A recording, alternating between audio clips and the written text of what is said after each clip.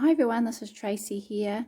I'm just going to show you a video today, and I want to talk a bit about the new Healthy Homes legislation that's come into play and some of the other changes.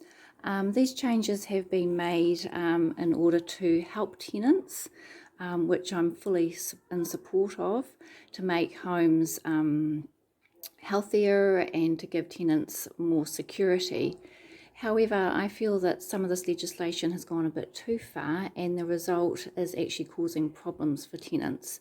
The number of properties available to rent has gone down, especially in the area where we live.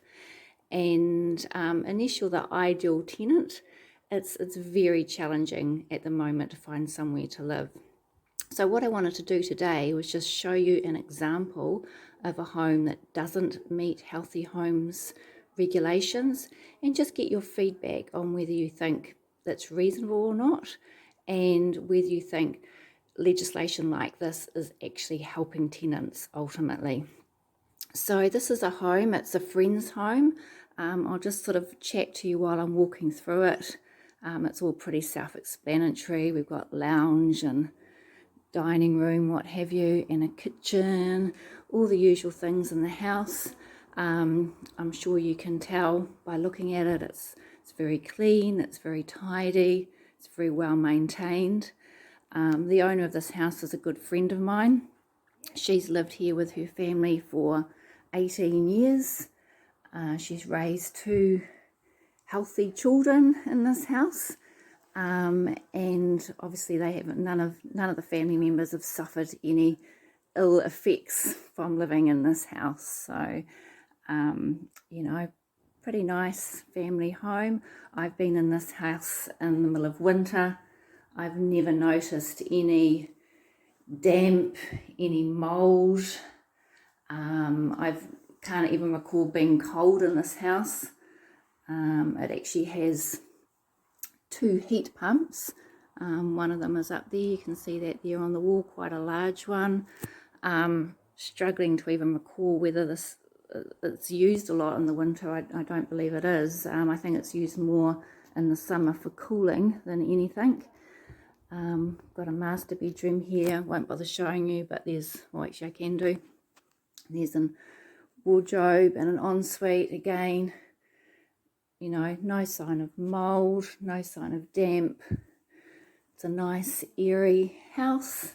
The owners have been quite particular about keeping everything maintained. We've got a double garage with internal access, and then off the garage there's another space which could be used for an office. It's got another bathroom, or it could be used for an extended family member, or maybe to rent to a student or something. So, it's got everything you'd expect in a large family home. It's in a great area. It's got a nice flat, fully fenced back garden with a playground in it for the kids. It's actually next door to a park. It's a short walk to a nice beach where you can swim. So it's sort of, to me, this is a beautiful home that many tenants, many people would be grateful to live in, and yet, it's deemed by the government as not fit for a tenant. So this was determined by a recent Healthy Homes report that was done on this house. There is some insulation in the ceiling, but it's not up to standard, and to get that up to standard would require thousands of dollars to be spent on it. The alternative would be to rent it as is, and then there's very hefty fines that the landlord could be up for if a tenant wanted to complain. So I'm just showing you this. I also just to put this into perspective, obviously I look at things from perspective as a landlord, because I'm a landlord myself. I also look at things from a tenant perspective, because I do a lot of work for a local charity. So on almost a daily basis, I'm coming in contact with people who are struggling to find somewhere to live, have been asked to leave where they're living, struggling to find somewhere new to live. They're going to open homes where there's like 30 plus people and they're not even getting a look in.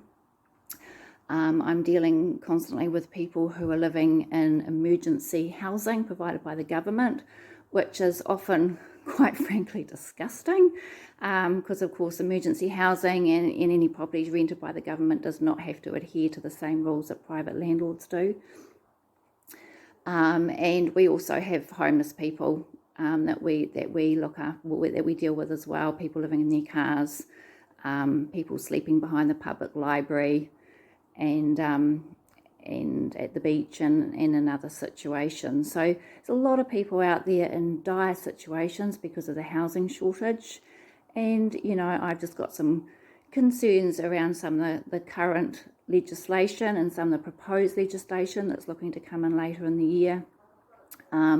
Obviously all very tenant friendly, but I think the net result is that the pool of houses available for tenants is rapidly decreasing, while the amount of tenants is probably increasing, and this is leading to a massive shortage. So I want to submit this video through to the Housing Minister, see what he has to think about it, and just sort of highlight this problem. Anyway, thank you for listening, and if you've got any comments or anything that you'd like to share in relation to this, I would love to hear your ideas. Thank you.